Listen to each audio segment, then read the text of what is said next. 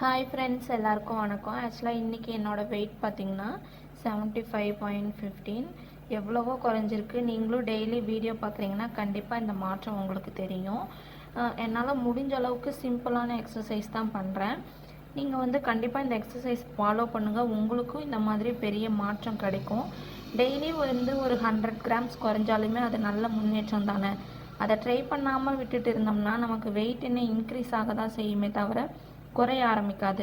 அதனால் நம்ம இந்த மாதிரி சின்ன சின்ன எக்ஸசைஸ் பண்ணோம்னா கண்டிப்பாக நம்மளோட வெயிட்டில் ஒரு சின்ன மாற்றம் ஒரு பெரிய முன்னேற்றத்தை கொடுக்கும் அப்படின்னு நான் நினைக்கிறேன்.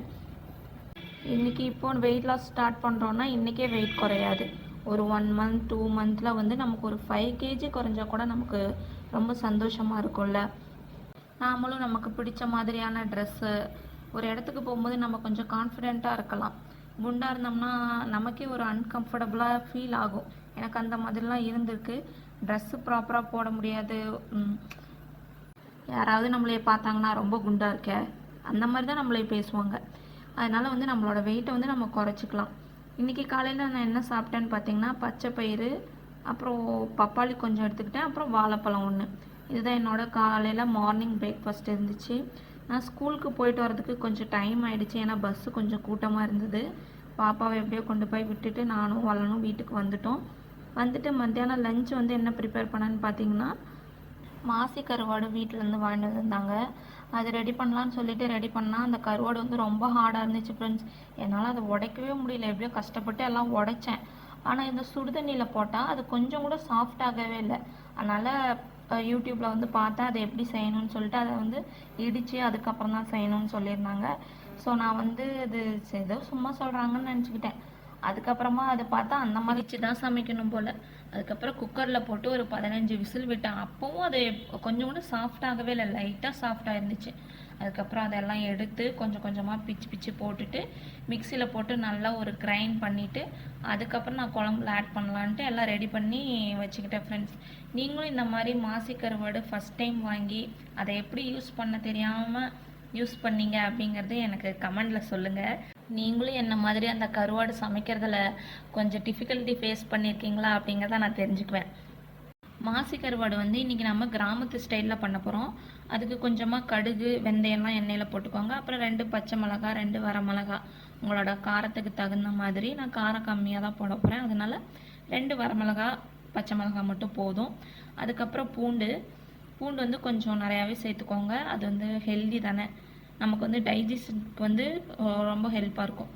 அப்புறம் சின்ன வெங்காயம் கொஞ்சம் எல்லாம் சேர்த்துட்டு நல்லா மிக்ஸ் பண்ணி விட்டுக்கலாம். சின்ன வெங்காயம் சேர்த்துக்கும் போது நமக்கு ஃப்ளேவர் நல்லா சூப்பராக இருக்கும். அதனால் பெரிய வெங்காயம் அவாய்ட் பண்ணிவிட்டு சின்ன வெங்காயம் சேர்த்துக்கோங்க. இந்த மாதிரி புளி குழம்பு, மீன் குழம்பு இதுக்கெல்லாம். அதுக்கப்புறம் வெங்காயம் நல்லா வதங்கிட்டு நம்ம தக்காளி சேர்த்துக்க போகிறோம். தக்காளியும் சேர்த்து நல்லா வதக்கி எடுத்துருங்க. இப்போ இதுக்கு நான் ஒரு மசாலா ரெடி பண்ண போகிறேன். சாந்து, அதாவது என்னென்னா அந்த சாந்தில் நம்ம தேங்காய், நிலக்கடலை, சீரகம் இதெல்லாம் போட்டு நல்லா நைஸாக ஃபைன் பவுடராக அரைச்சி எடுத்துக்க போகிறோம். அதை அரைச்சி நம்ம விழுதாக சேர்த்துக்க போகிறோம். அது சேர்க்கும் போதும் அதோட டேஸ்ட் இன்னும் சூப்பராக இருக்கும். இந்த மீன் குழம்புக்கு உங்களுக்கு புளிப்பு தன்மையும் கம்மியாக இருக்கும். அதே சமயம் மீன் குழம்பு டேஸ்ட்டாக இருக்கும். கருவாட்டு குழம்பு டேஸ்ட்டாக இருக்கும். ஒரு சில நேரம் நம்ம நினச்சே பார்க்க முடியாத அளவுக்குலாம் ஒரு சிலர் பேசுவாங்க. எப்படி பேசுவாங்கன்ட்டானா, நம்ம டக்குன்னு எதர்ச்சியாக பார்க்குறோம், அவங்க சடனாக ஒரு வார்த்தை பேசிடுவாங்க. நீ இப்படி குண்டாக இருக்க, இல்லை எப்படி வெயிட்டு குறைக்கலாம்ல, அந்த மாதிரிலாம் பேசுவாங்க. அவங்கள பார்க்கும்போது நமக்கு ஒன்று தான் சொல்ல தெரியும். என்னென்னா, இப்போ கல்யாணம் ஆகாத பொண்ணுங்க அப்படின்னு இருந்தாங்கன்னா அவங்க வெயிட் லாஸ் ட்ரை பண்ணும்போது கண்டிப்பாக அவங்களுக்கு ஃபாஸ்ட்டாக வெயிட் லாஸ் ஆகும். ஏன் அப்படின்னா அவங்களுக்கு நார்மல் கண்டிஷனில் தான் இருக்கும் அவங்களோட பாடி ஸ்ட்ரக்சர். பட் மேரேஜ் ஆனதுக்கப்புறம், குழந்தைங்களாம் பிறந்ததுக்கப்புறம் வெயிட் போடுறாங்க அப்படின்னா அவங்களோட ஸ்கின்னு, அவங்களோட வெயிட்டை கம்மி பண்ணும்போது கொஞ்சம் சிரமமாக தான் இருக்கும். அப்படி வெயிட் லாஸ் பண்ணும்போது நம்மளோட ஸ்கின்னெல்லாம் ரொம்ப லேசியாக அங்கங்கே லூஸாக இருக்க மாதிரி தான் இருக்கும். அதை டைட்டன் பண்ணுறதுக்கு நம்ம நல்ல ஸ்ட்ராங்கான எக்ஸசைஸ் தான் நம்ம பண்ணி ஆகணும். அப்படி நம்ம எக்ஸசைஸ் பண்ணி ஃபுட்டு டயட் பண்ணி என்ன தான் பண்ணாலுமே ஒரு சிலருக்கு சிசேரியனாக இருந்துச்சுன்னா அவங்களோட வெயிட் லாஸ் ரொம்ப ஸ்லோவாக தான் நடக்கும். ஏன்னா நிறைய மருந்தெல்லாம் எடுத்திருக்கோம். ஒரு 2-3 ஆப்ரேஷன் பண்ணுறோம் அப்படின்னா நமக்கு வந்து நிறைய வெயிட் கெயின் ஆகிறதுக்கு அதுவே நிறைய சான்ஸ் தான். அதனால் யார் என்ன சொன்னாலும் எதை பற்றியும் கவலைப்படாதீங்க. உங்களால் முடியல, அதாவது உங்களால் ஒரு இடத்துக்கு நடந்து போக முடியல, டயர்ட் ஆகுது, ரொம்ப ஸ்வெட் ஆகுது, மூச்சு வாங்குது அப்படின்னா மட்டும் உங்களோட ஹெல்த்தை பார்த்துக்கணும் அப்படின்னு நீங்கள் நினச்சிங்கன்னா உங்களோட வெயிட்டில் நீங்கள் கான்சன்ட்ரேஷன் கண்டிப்பாக பண்ணியே ஆகணும். என்னோட சிம்பிளான ஒரு விஷயம், என்னோட மைண்டில் நான் எடுத்துக்கிட்ட ஒரு விஷயம்னா இதை தான் நான் சொல்லுவேன். சரி, ஓகே. இப்போது இந்த கருவாட்டு குழம்புக்கு வந்து நம்ம கொஞ்சமாக புளி ஊற்றியாச்சு, கத்திரிக்காய் கொஞ்சம் இருந்தது அதையும் கட் பண்ணி போட்டு நல்லா வதக்கி விட்டாச்சு. இந்த புளி ஊற்றுனதுக்கப்புறம் நல்லா புளி வந்து கொதிக்கணும். கொதிச்சதுக்கப்புறம் கொஞ்சம் மஞ்சள் தூள், அப்புறம் கொஞ்சம் மிளகாய் தூள், அப்புறம் கொத்தமல்லி தூள், அப்புறம் நான் வந்து இன்றைக்கி வந்து என்னென்னா மீன் குழம்பு மசாலா இருந்துச்சு, அது கொஞ்சம் ஆட் பண்ணிக்கிட்டேன். அதுவும் டேஸ்ட்டு சூப்பராக தான் இருக்கும், ஏன்னா அதெல்லாம் புளிக்குழம்பு மசாலா தானே. ஸோ அதுவும் கொஞ்சம் ஆட் பண்ணி நல்லா கொதிக்க விட்டுட்டேன் ஃப்ரெண்ட்ஸ். நீங்கள் கொஞ்சம் கொத்தமல்லி தூள் அதிகமாக கொஞ்சம் சேர்த்துக்கிட்டிங்கன்னா குழம்பு வந்து நல்லா கெட்டியாக இருக்கும். கெட்டியானா ரொம்ப கெட்டியாக கிடையாது, ஒரு திக் கண்டிஷனில் இருக்கும். அதுக்காக தான் வந்து கொத்தமல்லி தூள் நம்ம சேர்த்துக்கிறோம், கொஞ்சம் நிறையா சேர்த்துக்கலாம். வீட்டிலையே எப்பயும் மிளகாத்தூள் அரைச்சி வச்சுருவேன், பட் இந்த டைம் தீந்துருச்சு. மறுபடியும் அதை அரைக்கணும், இந்த மந்த்து தான் அரைக்கணும். அதை அரைச்சேன்னா கண்டிப்பாக அதோட ஃபுல் வீடியோ நான் உங்களுக்கு சொல்கிறேன், எந்தெந்த பொருள் எந்தெந்த அளவில் போடணும் அப்படிங்கிறது. இப்போ நான் சொன்ன இல்லையா, விழுது, தேங்காய், நிலக்கடலை, சீரகம், அதெல்லாம் அரைச்சி இப்போ நம்ம சேர்த்தாச்சு. இது சேர்த்ததுக்கப்புறம் நல்லா அது அரைக்கும் போது நல்லா நைஸாக நம்ம கையில் நல்லா பிசு பிசுப்பாக இருக்கும் அந்த எண்ணெய். அது வந்து ரொம்ப ஹெல்தி உடம்புக்கு. அதனால் நீங்களும் கண்டிப்பாக இது கிராமத்து பக்கம், எங்கள் ஊர் பக்கம்லாம் வந்து புளிக்குழம்பு இருந்தாலும் எதுவாக இருந்தாலும் தேங்காய் அரைச்சி ஊற்றுவாங்க. அந்த மாதிரி அது மாதிரி இந்த கருவாட்டு குழம்புக்கு வந்து எல்லாருமே தேங்காயும் கொஞ்சம் நிலக்கடலையும் சேர்த்துப்பாங்க. அதோட டேஸ்ட் வேறு லெவலில் இருக்கும். புளியும் அது இல்லாமல் காரமும் வந்து நமக்கு மேனேஜ் பண்ணுற மாதிரி இருக்கும். அதனால் நீங்கள் கண்டிப்பாக இதை ட்ரை பண்ணி பாருங்கள், டேஸ்ட்டு சூப்பராக இருக்கும். ஒரு டிப் இன்றைக்கி நான் சொல்கிறேன். என்னென்னா, நீங்கள் வெயிட் லாஸ் பண்ணணும்னு நினைக்கிறீங்கன்னா கண்டிப்பாக ஒரு நாளைக்கு ஒரு 3 லிட்டர் தண்ணி எடுத்துக்கோங்க. 2லேருந்து ஒரு 3 லிட்டர் தண்ணி கண்டிப்பாக குடிங்க. நீங்கள் எந்த அளவுக்கு தண்ணி குடிக்கிறீங்களோ அந்த அளவுக்கு தான் உங்களோட வெயிட் லாஸும் இருக்கும். ஏன் சொல்கிறேன்னு பார்த்தீங்கன்னா, தண்ணி நம்ம வந்து அதிகமாக எடுத்துக்கிட்டே இருக்கும்போது நம்ம உடம்புக்குள்ளே வாட்டர் கண்டென்ட் இருந்துக்கிட்டே இருக்கும். நம்ம வெயிட் லாஸ்க்காக நிறைய சாப்பாடு அப்புறம் டயட்லாம் பண்ணுறோம்ல, நம்மளோட உடம்பு வந்து ட்ரை ஆகாமல் பார்த்துக்கும். அது மட்டும் இல்லாமல் நம்ம உடம்புக்குள்ளே இருக்க அந்த வேஸ்ட்டு கண்டென்ட், அந்த கொழுப்பு இருக்குது இல்லையா, அந்த கொழுப்பு எல்லாத்தையுமே நம்ம தண்ணி குடிக்க குடிக்க அந்த கொழுப்பெல்லாம் அப்படியே கரைஞ்சிட்டு வரும். எப்படி கரையும்னு கேட்குறீங்கன்னா, நம்ம வந்து தண்ணி தான் குடிக்கிறோம். இதே மற்ற டைம் பார்த்திங்கன்னா நம்ம நார்மலாக ஏதாவது பசிக்குது, ஒரு கிரேவிங்ஸ் இருக்குன்னா உடனே போய் ஒரு மிக்சரோ, வீட்டில் என்ன ஸ்நாக்ஸ் இருக்கோ அதை எடுத்து உடனே சாப்பிட்ருவோம்.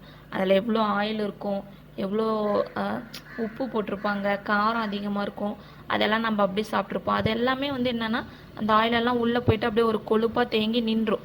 இப்போ நம்ம தண்ணி குடிக்க குடிக்க அந்த கொழுப்பு என்ன பண்ணோம்னா, இப்போ வயிறுக்கு பசிக்குது அப்படின்னு தெரியும் போது அந்த கொழுப்பை வந்து கரைக்க ஆரம்பிக்கும். கரைக்கும் போது தான் நமக்கு வந்து வெயிட் லாஸ் நடக்கும். இதுதான் வெயிட் லாஸ் ப்ராசஸே.